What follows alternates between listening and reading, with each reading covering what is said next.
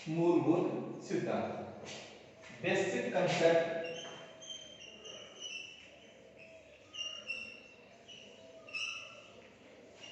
Of organic chemistry.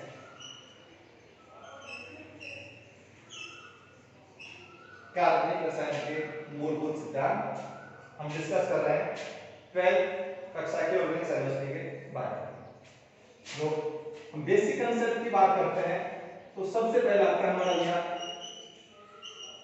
नामकरण, दूसरा आता है आपका अनुमान, तीसरा जो हमारा आता है वो आता है प्रेरित प्रभाव, चौथा जो आता है हमारा वो आता है समावेता, पांचवा हमारा आता है रासायनिक अभिक्रिया के प्रकार,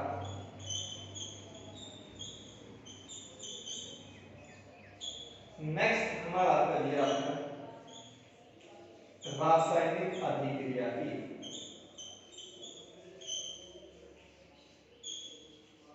क्रिया। देखो भैया, जब भी हम ऑर्गेनिक केमिस्ट्री की बात करते हैं तो इन सब चीजों के बारे में जानकारी होना बहुत जरूरी है। हम सबसे पहले बात करें, नंबर एक बात करें नामकरण। किसकी बात कर रही है? नामकरण। कार्बनिक यौगिक का नामकरण। कार्बनिक यौगिक का नामकरण की अपन बात करें तो नामकरण की 4 विधियां हैं, परंतु उनमें से अपन केवल 2 ही विधियों का अध्ययन करेंगे। फर्स्ट जो आती है वो आती है सामान्य विधि।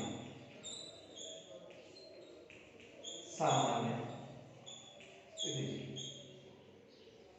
नंबर 2 जो आती है वो आती है IUPAC, international union and purified applied chemistry, इसका कार्यालय जेनेवा। यदि हम 12th क्लास के बोर्ड एग्जाम की बात करें तो हमें उसके लिए सामान्य विधि के बारे में जानना बहुत जरूरी है। और जब बात करते हैं IIT PMT क्षेत्र की तो वहां पर अपने को IUPAC विधि के बारे में 1-2 नंबर का सवाल होता है, वो नामकरण से हमेशा आता है। हालांकि 2 विधियां और हैं, हम उनके बारे में डिस्कस करेंगे थोड़ा बहुत। एक है रूढ़ विधि और नंबर 4 है व्युत्पन्न। देखो भैया, अपन इन 2 विधियों के बारे में अध्ययन करना चाहें तो रूढ़ विधि की बात करें। किसकी बात करें? तो रूढ़ विधि की बात करें तो जब ऑर्गेनिक केमिस्ट्री की उत्पत्ति हुई, ऑर्गेनिक केमिस्ट्री की उत्पत्ति कीमिया शब्द से हुई थी, जिसका अर्थ होता है काला पदार्थ।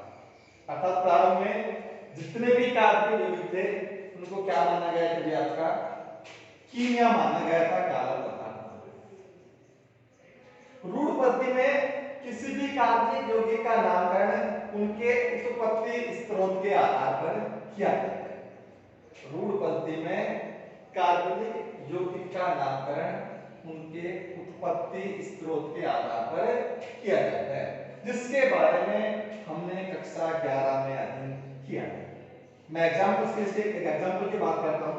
जैसे पता गया CH, जिसे हम बोलते थे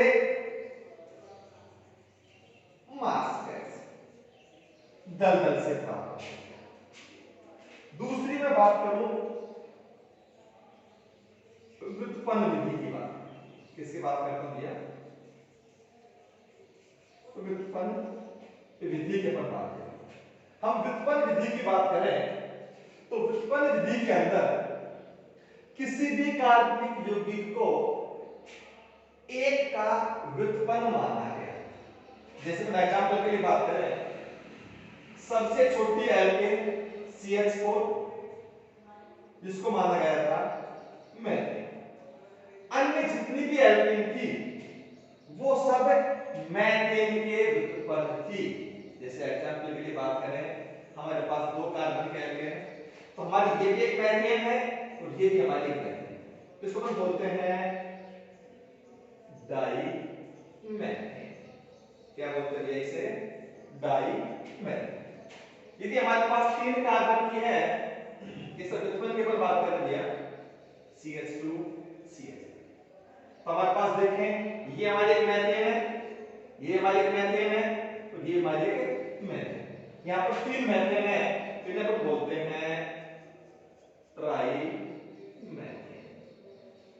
ध्यान रखें भैया, नामकरण के बिना ऑर्गेनिक केमिस्ट्री के बारे में जानना असंभव है। यदि अपने को नामकरण आता है तो ऑर्गेनिक केमिस्ट्री में ये जो टॉपिक पर डिस्कस कर रहे हैं, ये टॉपिक आपको आ जाते हैं, तो आपको ऑर्गेनिक केमिस्ट्री में किसी भी रासायनिक क्रिया के अंदर कोई भी आपको यानी कि बात करें त्रुटि नहीं मिलेगी आपको, और उसको समझना बड़ा ही आसान हो जाता है। रूढ़ पद्धति में केवल और केवल 10 कार्बनिक यौगिक का अध्ययन किया गया है, क्योंकि जिस समय ऑर्गेनिक केमिस्ट्री की उत्पत्ति हुई, कार्बनिक रसायन की उत्पत्ति हुई, उस समय 10 यौगिक के बारे में जानते थे और उनका उत्पत्ति स्रोत भी पता था। जो मास उसके बाद व्युत्पन्न पद्धति में कुछ अधिक यानी क्या पर alkane, alkene, alkyne, carbon, carboxylic अम्ल, एल्डिहाइड, कीटोन और अल्कोहल, इन 7 के बारे में भैया जानते थे। इन दोनों के बारे में रूढ़ पद्धति और व्युत्पन्न पद्धति दोनों के बारे में हमने कक्षा 11 में अध्ययन किया। हालांकि अपन ने कक्षा 11 में जो अध्ययन किया था वो सामान्य पद्धति का भी किया था अपन ने और आईयूपीएसी का किया था, परंतु अपन कक्षा 12 स्टार्ट कर रहे हैं, तो यहाँ पर इन दोनों के बारे में दोबारा से अध्ययन करना जरूरी हो जाता है। हम अब बात करते हैं सामान्य पद्धति की बात करते हैं। किसकी बात करते हैं? सामान्य पद्धति की बात करना। तो किसी भी कार्बनिक यौगिक के नामकरण की अपन बात करते हैं, तो जब भी राजस्थान बोर्ड में सवाल पूछा जाता है तो जो सवाल आता है वो आता है हमारे सामान्य पद्धति पर।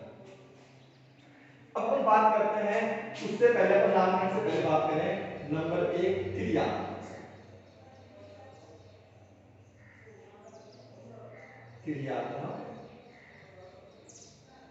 समूह। देखो कक्षा 12 की बात करें तो किसी बुक में 14 और किसी बुक में 15 क्रियात्मक समूह के बारे में दे रहे हैं, और अपन उसके लिए बात करें तो क्रियात्मक समूह की वरीयता श्रेणी, यानी कि क्रियात्मक समूह को उनकी वरीयता के आधार पर लिखा गया है। तो अपन बात करें क्रियात्मक समूह की वरीयता श्रेणी की बात करें तो अपन उसका अध्ययन कर रहे हैं, तो 14 क्रियात्मक समूह है। तो अपन सामान्य पद्धति की बात करें तो सामान्य पद्धति में क्रियात्मक समूहों को 2 भागों में बांटा गया है। इसमें भी आपका क्रियात्मक समूह को 2 भागों में बांटा गया है। तो बात करें सामान्य पद्धति, किसी पर बात कर लिया सामान्य पद्धति, हम किसकी बात कर रहे हैं? हम नामकरण की बात, किसकी बात कर रहे हैं? नामकरण की बात करते हैं। तो नामकरण की बात करें तो नामकरण के लिए नंबर 1 हमारा भाग का सामान्य पद्धति। तो बात करें सामान्य पद्धति में क्रियात्मक समूह को 2 भागों में बांटा गया है। नंबर 1 आता है आपका सिस्टम फर्स्ट और दूसरा आता है आपका सिस्टम सेकंड। हम सिस्टम फर्स्ट की बात करें तो सिस्टम फर्स्ट का नामकरण, सिस्टम फर्स्ट का नामकरण हाइड्रोकार्बन,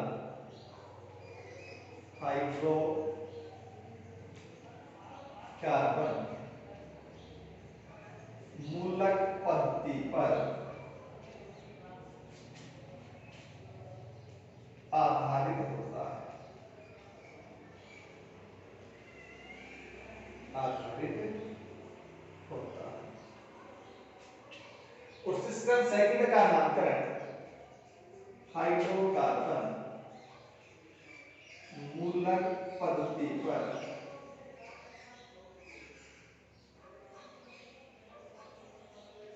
अनाधारित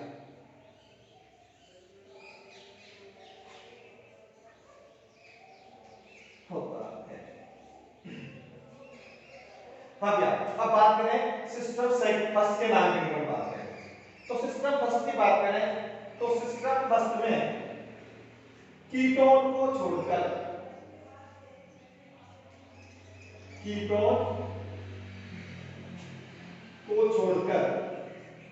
वे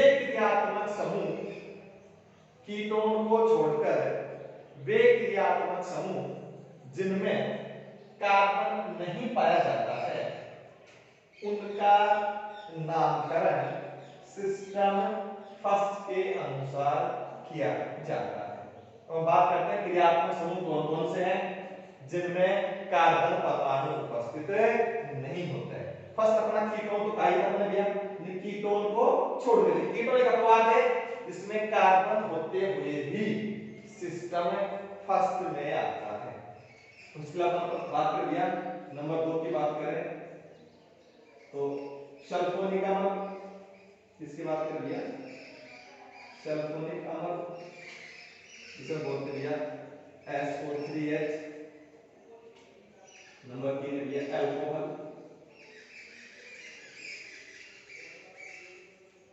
OH। 4 थायो अल्कोहल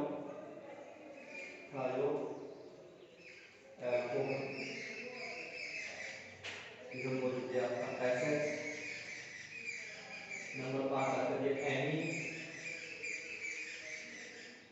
जिसे बोलते दिया आपका NH2। नंबर 6 पे आता है आपका ईथर। द्विसंयोजी क्रियात्मक से ध्यान रखिए कीटोन और ईथर द्विसंयोजी क्रियात्मक समूह अर्थात ये दो बंध बनाते हैं। जिस समय सामान्य पद्धति के द्वारा नामकरण किया गया था उस समय हैलोजन को इसको दिया हैलोजन को क्रियात्मक समूह माना गया। हैलोजन को क्रियात्मक समूह माना गया। हैलोजन के अंदर दिया हमारे आ जाते हैं दिया आपका X बराबर क्लोरीन ब्रोमीन और आयोडीन। ध्यान रखिए। अब बात करते हैं यहाँ पर सिस्टम सेकंड में कौन कौन से क्रियात्मक समूह आते हैं। सिस्टम सेकंड की अपन बात करें तो सिस्टम फर्स्ट में मैंने दे दिया था कि कीटोन को छोड़कर वे क्रियात्मक समूह जिनमें कार्बन नहीं पाया जाता है उनका नामकरण सिस्टम फर्स्ट के अनुसार किया जाता है। अब अपन बात करते हैं सिस्टम सेकंड में कौन कौन से क्रियात्मक समूह। तो नंबर 1 आता है कार्बोक्सिलिक अम्ल।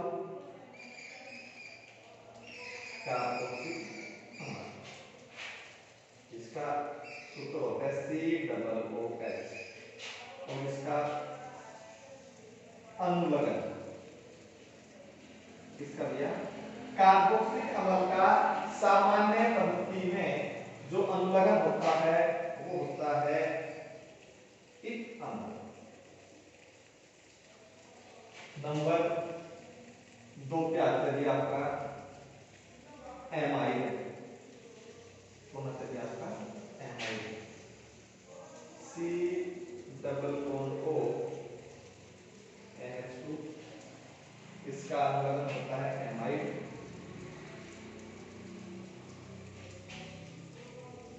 नंबर 3 पे आता है ये आपका अमल हैलाइड। क्या होता है आपका COOH इसे बोलते हैं अमल हैलाइड। इसका होता है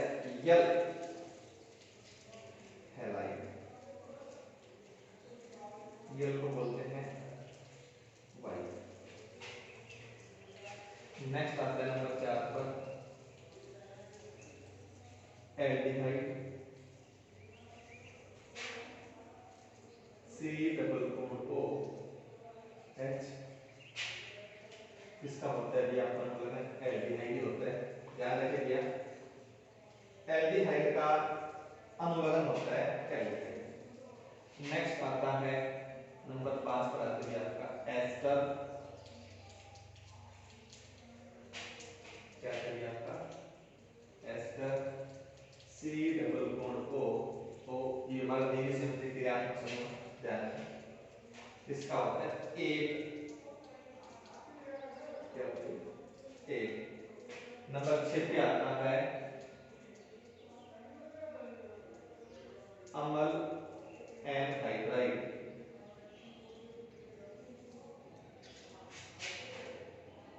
C double bond O C double bond O, ये भी दिव्य संधि क्रियात्मक समूह बताता, इसका होता है इक एनहाइड्राइड,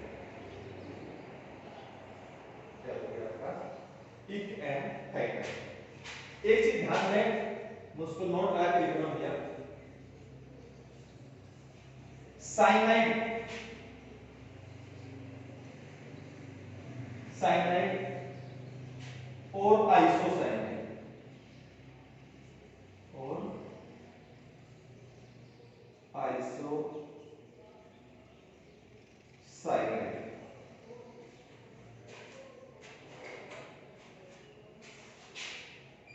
का नामकरण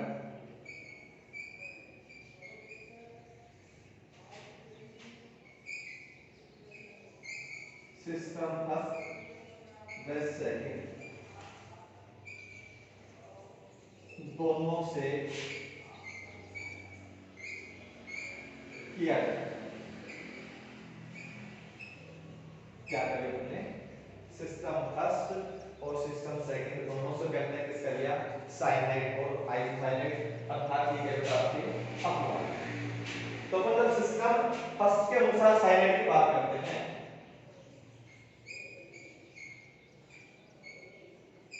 साइनाइड क्या होता है आपका CN, मतलब क्या आता है आपका आइसोसाइनाइड, इसका होता है आपका NC। जब ये अपने सिस्टम फर्स्ट के अनुलग्न नहीं लिखे हैं, क्यों नहीं लिखे हैं, तो सिस्टम फर्स्ट में क्रियात्मक समूह का नाम ही, सिस्टम फर्स्ट में क्रियात्मक समूह का नाम ही उसका अनुलग्न होता है। जब साइनाइड और आइसोसाइनाइड की सिस्टम सेकंड में बात करें तो सिस्टम सेकंड में 7 पे बेटा आपका साइनाइड क्या होता है आपका CN, इसका होता है आपका O नाइट्राइड, क्या होता है आपका O नाइट्राइड। और आज की अपन बात करें तो आइसोसाइनाइड, आइसोसाइनाइड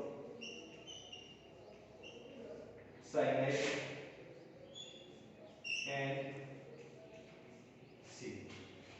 ये एरो जो है, जो तीर का निशान है, वो उपसंयोजक बंध को प्रदर्शित करता है। इसका जो उल्लंघन है वो होता है O आइसोनाइट्राइड।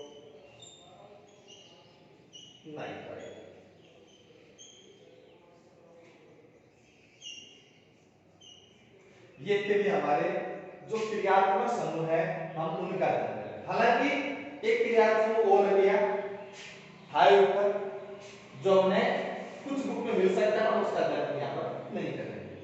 तो सिस्टम फर्स्ट और सिस्टम सेकंड दोनों के नाम के अंदर सबसे पहले क्रियात्मक समूह को हमने डिवाइड कर दिया।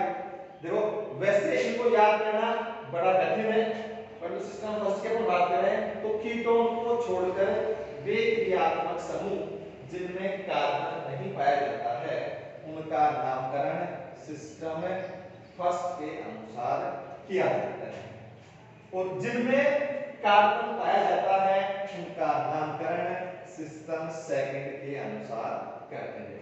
साइनाइड और आइसोसाइनाइड दोनों अपवाद हैं जिनका नामकरण सिस्टम फर्स्ट से भी कर सकते हैं और सिस्टम सेकंड से भी कर सकते हैं। सिस्टम फर्स्ट में क्रियात्मक समूह का नाम ही सिस्टम फर्स्ट में क्रियात्मक समूह का नाम ही उनका अनुलग्न होता है। अब हम बात करते हैं सिस्टम फर्स्ट के नामकरण की बात करते हैं। इसकी बात करते हैं सिस्टम फर्स्ट के नामकरण की बात। हमने क्रियात्मक समूह के बारे में पढ़ा। क्रियात्मक समूह की वरीयता श्रेणी या तो आप नोटबुक से देख सकते हो या बेटा अपने कक्षा 11 में लिखवा रखी है तो आप उसके लिए चिंता की कोई बात नहीं। तो हम बात करते हैं सिस्टम फर्स्ट। इसकी बात करें बेटा अपन सिस्टम फर्स्ट के बारे में। तो सबसे पहले बात करें सामान्य पद्धति के नामकरण में। सामान्य पद्धति के नामकरण की बात। तो सामान्य पद्धति के नामकरण की बात करें उसमें अपन बात नंबर 1 सिस्टम फर्स्ट और सिस्टम फर्स्ट की अपन बात करें तो सिस्टम फर्स्ट क्या होता है आपका हाइड्रोकार्बन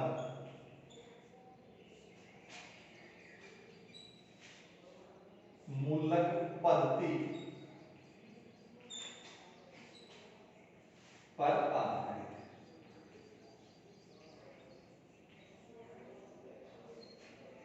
हाइड्रोकार्बन मूलक पद्धति पर आधारित। हम सबसे पहले बात करें इसका जो सूत्र होता है सिस्टम फर्स्ट का सूत्र नामकरण क्या होता है आपका सूत्र जो होता है वो होता है हाइड्रोकार्बन मूलक का नाम प्लस क्रियात्मक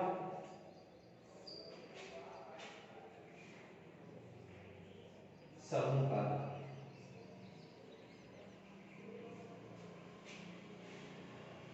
अब हम बात करते हैं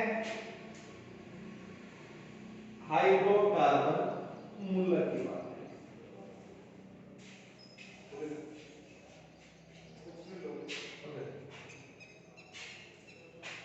हाइड्रोकार्बन मूलक की बात करें तो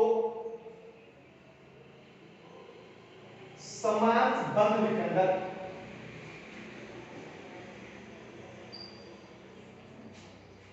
के फलस्वरूप